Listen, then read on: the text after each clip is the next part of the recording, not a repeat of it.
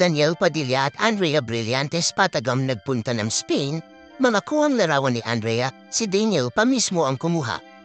Daniel Padilla at Andrea Brillantes in relationship na. Nag-trending online ang magkahiwalay na larawan ni Daniel Padilla at Andrea Brillantes sa Spain sa gitna ng breakup ng aktor sa longtime girlfriend na si Catherine Bernardo.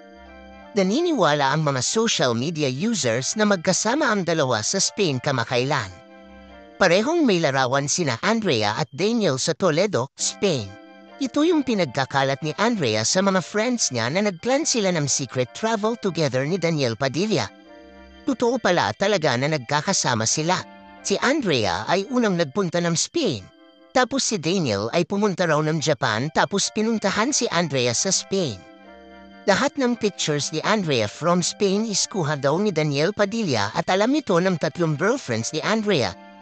Ang larawan ni Andrea, gayunpaman, ay naipost 23 linggo na ang nakakaraan, habang ang kay Daniel ay naipost 8 linggo na ang nakalipas. Matatanda ang sinabi ng talent manager at aktor na si OG Diaz sa kanyang YouTube channel na sinabihan siya ng isang source na palihim umanong nagkikita sina Daniel at Andrea. Talagang pinag-uusapan sa social media yung hindi umano ang hiwalayan ni Daniel at Katrina ang dahilan daw ay si OG said. Sino? Asked Mama Loy, Ogie's co-host in the show. Syempre hindi naman to confirmed ha, kaya dapat marinig din natin ang panig nila.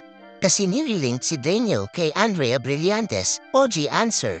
Hanggang ngayon ay tahimik pa din sa usapin si Andrea Brillantes at Daniel Padilla kung sila nga ay on relationship na dahil marami nang nagpapatunay at nakakakita sa kanila na magkasama maging ang ibang friend ni Catherine ay in-unfollow na si Andrea.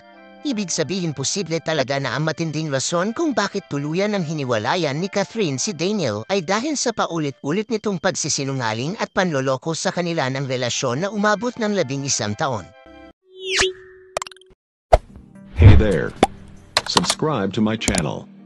And also press this bell icon.